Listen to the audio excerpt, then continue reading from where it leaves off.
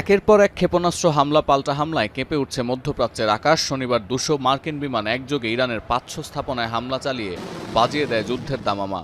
ইরানের পারমাণবিক ও ব্যালিস্টিক ক্ষেপণাস্ত্র কর্মসূচি নিয়ে দুই দেশের মধ্যে সমঝোতা আলোচনার মধ্যেই এই হামলা চালানো হলো।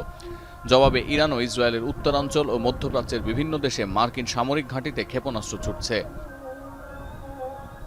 এর মধ্যে ইরানের সর্বোচ্চ নেতা আয়াতুল্লাহ আলী খামেনির নিহতের খবর ছড়িয়ে পড়ে। খোদ মার্কিন প্রেসিডেন্ট ডোনাল্ড ট্রাম্প দাবি করেছেন, হামলায় ইরানের সর্বোচ্চ নেতা আয়াতুল্লাহ আলী খামেনি নিহত হয়েছেন। ট্রুথ সোশ্যালের পোস্টে আরও লেখেন, ইরানের জনগণের জন্য নিজেদের দেশকে পুনরুদ্ধারের এটি একমাত্র সুযোগ। এর আগে এক ইসরায়েলি কর্মকর্তার বরাতে খামেনির মৃত্যুর বিষয়টি সামনে আনে আন্তর্জাতিক গণমাধ্যম। ইসরায়েলি প্রধানমন্ত্রীও দাবি করেন, খামেনি মারা গেছেন এবং তার মরদেহ চিহ্নিত করা গেছে।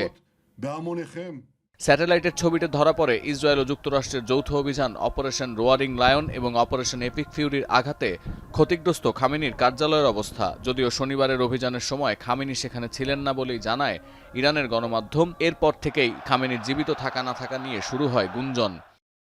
যদিও ট্রাম্পের দাবি নাকচ করে দিয়ে ইরানের দুটি গণমাধ্যম তাসনিম নিউজ ও মেহের নিউজ জানিয়েছে, supreme leader Ayatollah Ali Khamenei এখনও বেঁচে আছেন এবং তিনি দৃঢ়তার সঙ্গে যুদ্ধের ময়দানে নেতৃত্ব দিচ্ছেন।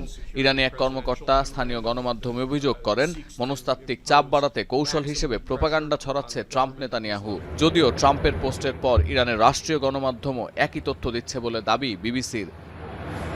তবে যুক্তরাষ্ট্র ও ইসরায়েলের হামলায় প্রাণ গেছে খামেনির মেয়ে, নাতি, পুত্রবধূ এবং জামাতার।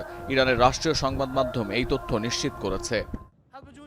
এদিকে শনিবার দিনভর হামলার পর ইরান যখন একে একে মধ্যপ্রাচ্যে মার্কিন ঘাঁটি, বিমানবন্দর ও গুরুত্বপূর্ণ স্থাপনায় হামলা চালাচ্ছে, তখন মধ্যরাতে ইরানের দ্বিতীয় দফায় ক্ষেপণাস্ত্র হামলা শুরু করেছে ইসরায়েল। রোববার সকালে ব্যাপক বিস্ফোরণে কেঁপে উঠেছে রাজধানী তেহরান। বিপরীতে পাল্টা জবাব দিচ্ছে ইরানও। দফায় দফায় হামলা হয়েছে ইসরায়েলি রাজধানী তেল আবিবে, ক্ষতিগ্রস্ত হয়েছে বেশ কিছু ভবন। তবে মূল প্রতিঘাত করা হচ্ছে ইসরায়েল সীমান্তের চারদিক ঘিরে থাকা দেশগুলোর মার্কিন ঘাঁটি, গুরুত্বপূর্ণ অবকাঠামোয়। দুবাই আন্তর্জাতিক বিমানবন্দর, আবুধাবির জায়েদ আন্তর্জাতিক বিমানবন্দর, ইরাকের এরবিল বিমানবন্দর, বাহরাইন আন্তর্জাতিক বিমানবন্দরে ইরানের হামলায় বেশ কয়েকজন হতাহতের খবর পাওয়া গেছে। ইরানের ড্রোন হামলায় আগুন ধরে যায় আরব আমিরাতের বুর্জ আল আরব হোটেলে। এছাড়াও সৌদি আরবের রাজধানী রিয়াদ ও এর কাছে অবস্থিত মার্কিন সেনাদের ব্যবহৃত প্রিন্স সুলতান এয়ারবেজে হামলা করেছে তেহরান।